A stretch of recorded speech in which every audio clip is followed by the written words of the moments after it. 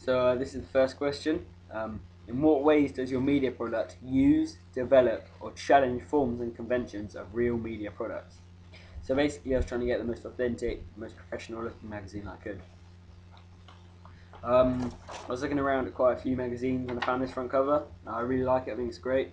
I love the graphics and the text boxes. I think it's bold, it's exciting. There's lots going on, but at the same time, it's really neat, and that's what I really like about it.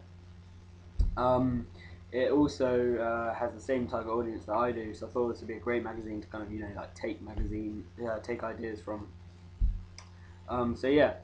So first off, I had to place the title on the page.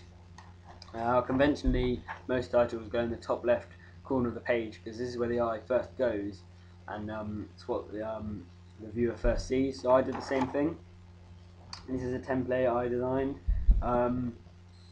Got a title here and got a graphic here, a text box. Obviously, I'm going to develop these graphics a lot. This is just a template so that when I went out to take my pictures, I'd remember the page and remember where things would need to go. So yeah, I went out and took pictures. I used these pictures to my front cover, my contents page, my double page spread, and the other two members of my group also used those pictures. When I was taking pictures, I had to remember to use rule of thirds. This is really important because I wanted my page to be really balanced. So when I was taking pictures, I was getting the subjects in the bottom left-hand side of the page because I knew I wanted graphics and text boxes down this side and graphics at the top. It actually worked out really well. This is my final front cover. This is the picture I chose. Really happy with it. Like I said, I used rule of thirds here. I think the page is really balanced. You'll be able to see it a lot better on the blog when I upload the pictures. But this is pretty much what it looks like. And you can see the graphics. I tried to make it as 3D as possible. I put kind of shadows behind the text boxes. Gives it a lot of depth. Really happy that I did that. Looks good. Back to the photo. I'm actually really pleased with the background. I'm really pleased that I chose the wall.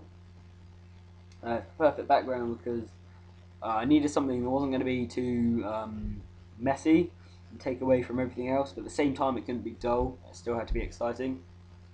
I think this wall was the perfect backdrop actually.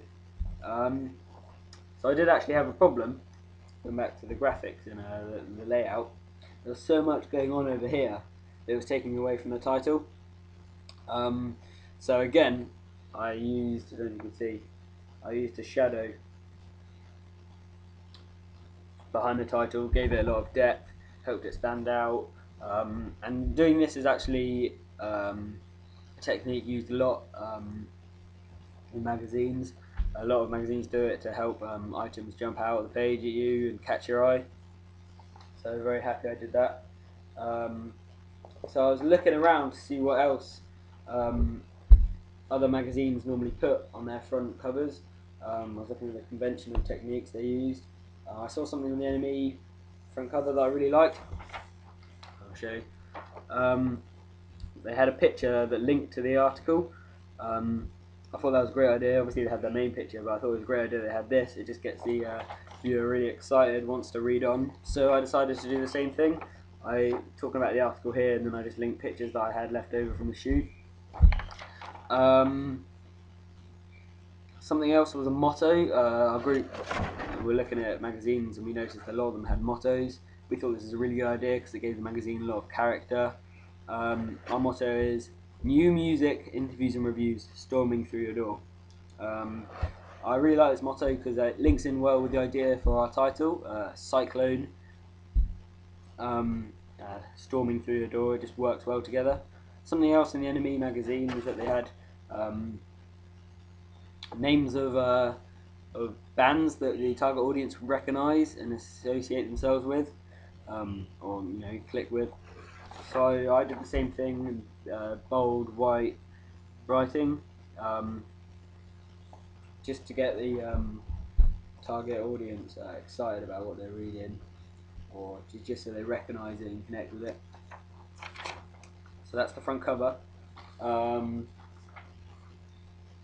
my contents. This is the contents page.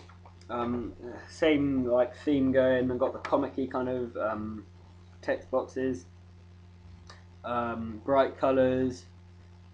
Jumping out the page, got the shadows again with the boxes. Thought that was a great idea. Taking that from the enemy magazine. I'm really happy I chose to incorporate that in my magazine throughout the magazine. Used the brick wall again, perfect backdrop. This is a double page spread. Really happy with the way this turned out.